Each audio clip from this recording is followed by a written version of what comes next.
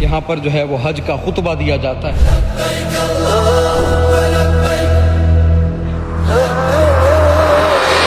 کیا بات ہے۔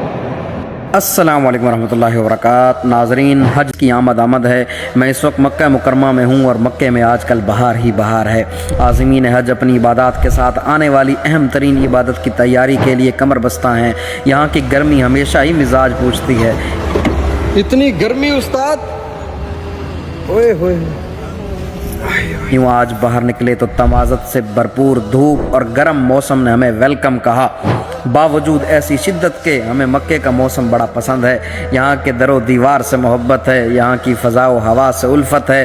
جب بھی مکے میں حاضری کا موقع ملتا ہے تو وہ لمحہ ضرور ہم آغوش ہوتا ہے جب جسم میں ٹھنڈی ٹھنڈی لہریں دوڑ جاتی ہیں، اس لیے کہ گھر کس کا ہے، حاضری کہاں کی ہے اور ان گلی کوچوں کو نسبت کن سے ہے۔ یہ شعر واللہ حسب حال ہے کہ جو ہے بد سے رکے مجرم تو رحمت نے کہا بڑھ کر چلے آؤ یہ گھر رحمان کا گھر ہے۔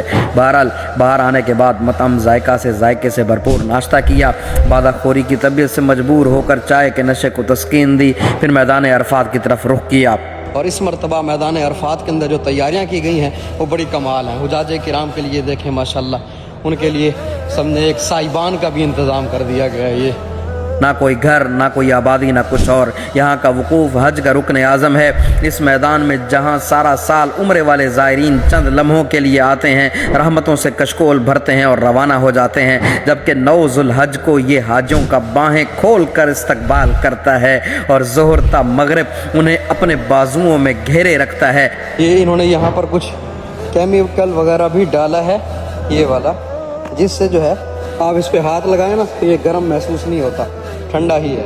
اس دفعہ حج انتظامیہ نے حاجیوں کے لیے جو انتظامات کیے ہیں، ندیدن نشنیدن، عرفات میں ہی سال میں ایک دفعہ کھلنے والی مسجد نامیرہ موجود ہے۔ یہاں پر جو ہے وہ حج کا خطبہ دیا جاتا ہے اور یہیں سے جو ہے وہ پورے عرفات کے اندر آواز گونج رہی ہوتی ہے جو خطبہ حج امام صاحب دیتے ہیں۔ اس کا جو محراب والی سائڈ ہے وہ عرفات سے ہی باہر ہے۔ البتہ اتنا کہا جاتا ہے کہ یہ وہ مقام ہے کہ جہاں پر نبی پاک صلی اللہ تعالیٰ علیہ وآلہ وسلم نے حج کا خطبہ دیا تھا، اس کے پاس یعنی آس پاس یا اسی کے قریب جو ہے نا یہ مسجد تعمیر کی گئی۔ اس کو مسجد ابراہیم بھی کہا جاتا ہے، اس کو مسجد عرفہ بھی کہا جاتا ہے۔ اور انتظامات دیکھیں آپ، یہ سڑک بھی ماشاءاللہ نئی بن رہی ہے۔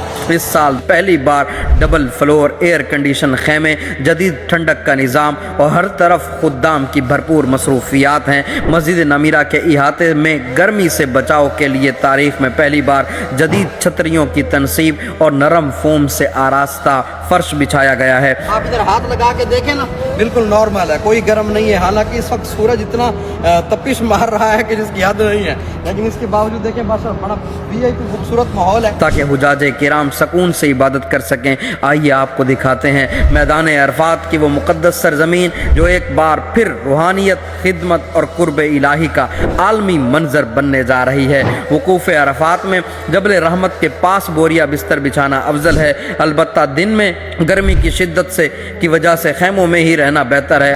یہ وہ مبارک میدان ہے جہاں پر نبی پاک نے بھی وقوف فرمایا، اور عرفات کے دن یہاں پر حضرت خضر علیہ السلام اور حضرت الیاس علیہ السلام بھی وقوف فرماتے ہیں۔ دھوپ کم ہو جائے، گرمی کی شدت قابل برداشت ہو جائے تو باہر نکلیں اور اس مقام پر آنے کی کوشش کریں کہ جہاں اللہ کے رسول نے آج سے 1450 سال پہلے دعائیں کی تھیں۔ کیا بتا، اس نسبت کی پیاس اور احترام کی وجہ سے ہی ہمارا بیڑا پار ہو جائے۔ حجاج کرام کے لیے ماشاءاللہ خوش نصیب حجاج کرام جو اس سال حج کی سعادت پا رہے ہیں، عرفات میں مکمل ہو چکی ہیں۔